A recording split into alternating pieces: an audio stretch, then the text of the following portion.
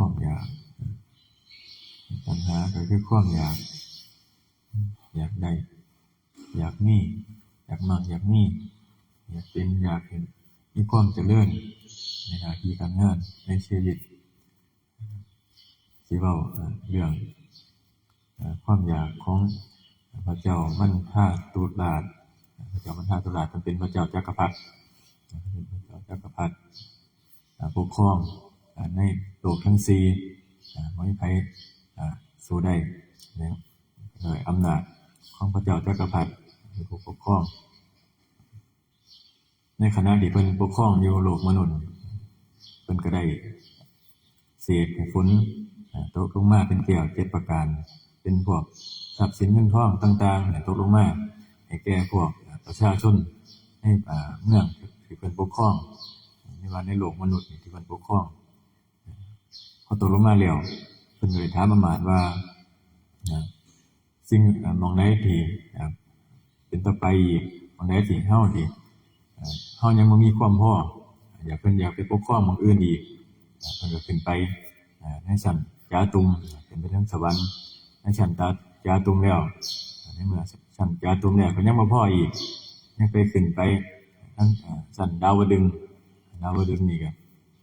พอขึ้นไปแล้วเพิ่นก็ปกครองอยู่กับพระอินทร์อยู่ตั้งหลายปีหลายล้านปีหลายพันล้านปีพอปกครองไปนั้นพระอินทร์นี่ผ่านไปหลายองค์เนี่ยผ่านไปหลายคนแล้ว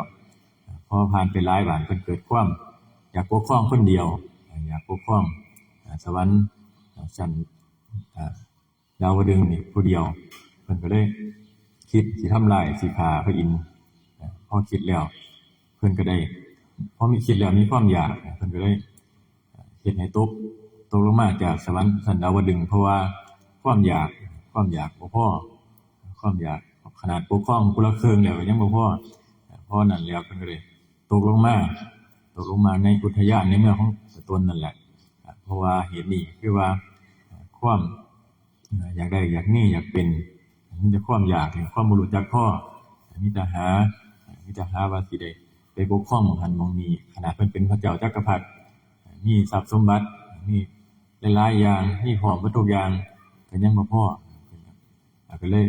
นก็เลยว่าความอยากนี่บ่มีจักพอบ่มีมือพอถ้ายังหาไปได้มาก็มีความสุขน้อยแต่ก็มีความทุกข์หลายเพราะว่าหยังเพราะว่าเพิ่นไปเบียดเบียนคนอื่นมาไปเบียดเบียนคนอื่นเพื่อว่าสิได้มาเป็นของตนไปหามาเพื่อว่าสิได้เป็นของตนก็เลยมีความทุกข์พอเกิดมีความทุกข์ขึ้นมาก็จังได้ฮู้ว่าทีหลังขณะเพิ่นมีอายุตั้ง1อสงไขยนับเป็นแน่นี่ก็คือ1อสงไขยมีอายุไขอยู่1อสงไขยขนาดว่ามีทรัพย์สมบัติหลายๆมีอายุหลายๆก็ยังบ่ฮู้จักพอเพราะว่าหยังมีอายุหลายไปก็คือเก่าก็มีความอยากก็ยังคือเก่าตัณหานี่ก็ยังอยู่คือเก่าเพราะว่าบ่ได้จบสิ้นไปตามอายุบ่ได้เป็นไปตามอายุถ้าเฮาคิดว่าบางคนว่านี่คิดว่าเฒ่าตายไปแล้วความอยากสิเสียไปนำก็บ่แม่นก็ยังติดอยู่ในจิตในใจคือเก่าก็เลยว่าความอยากนี่บ่มีมือพอหายังบ่เฮ็ดให้มันสิ้นก็จังว่านี่ล่ะความอยากมันมือพอก็คือพระเจ้าจักรพรรดิองค์นี้มีเบิดทุกอย่างมีแต่ไปหาตั้งแต่ก็ไปหาฆ่าหาฟันเอาหาลบเอาเพื่อว่าสิได้ปกครองเจ้าของนี่สิได้ปกครองเป็นโทษของตัณหาเป็นโทษเฮ็ดให้เกิดการลบหรือว่าการฆ่าฟันอย่างชิงต่างๆขึ้นมามันก็โลกมนุษย์เฮาก็เหมือนกันทุกมื้อก็หามาไม่ว่าจะเป็นยศถาบรรดาศักดิ์ต่างๆบางคนก็ไปฆ่าไปปล้นไปชิงไปฆ่า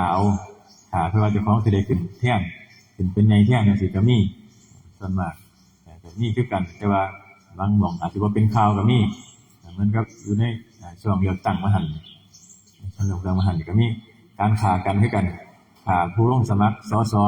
เพื่อว่าเจ้าของสิได้เป็นสสแทนเพราะว่ามี2คนไปฆ่าเขาเพื่อว่าเจ้าของสิได้เป็นเอาไปมาบ่ได้เป็นทั้ง2คนนึงก็ตายคนนึงก็ติดคุกเอาไปมาบ่ได้เป็นทั้ง2นี่คือว่าความอยากเฮ็ดให้เฮาหลงไปเฮ็ดนั่นเฮ็ดได้ทุกอย่างไปฆ่าคนเพื่อว่าหวังว่าสิได้เป็นเจ้าคนนายคน ถ้าจะเป็นเจ้าคนนายคนแล้วถ้าบ่มีคุณธรรมขึ้นมาก็สิเป็นไปโดยความเบียดเบียนผู้อื่นเบียดเบียนประชาชนหรือว่าเบียดเบียนคนในกลุ่มที่เจ้าของอยู่ที่เจ้าของปกครองไปเบียดเบียนเขาเอาเปรียบเอารัดเอาเปรียบคนอื่นนี่ล่ะความอยากคือว่าเฮารู้จักพอ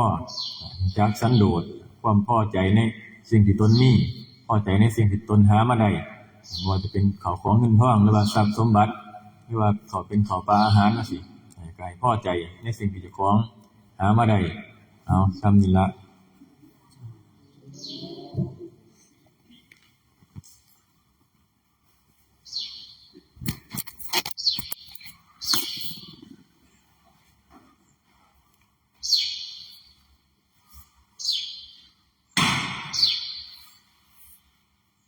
ยะถา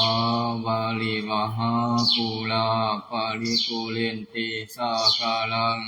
เอวะเมวะอิโตทินังเปตานังอุปกัปปติ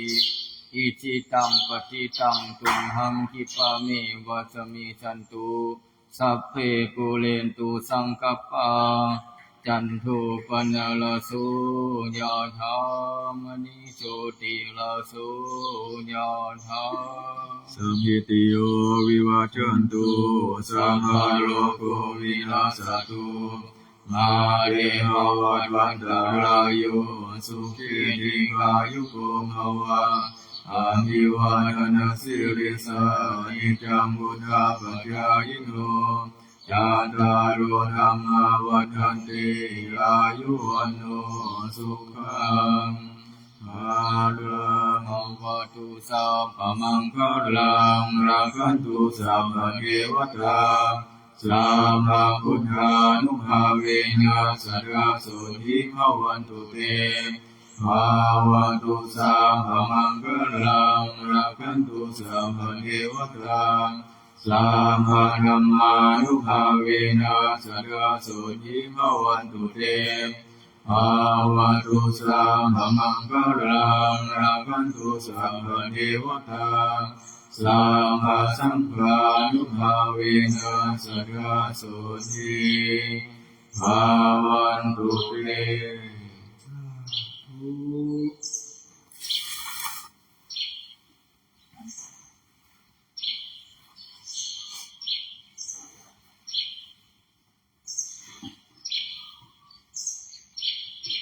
อะระหังสัมมาสัมพุทโธภะคะวะ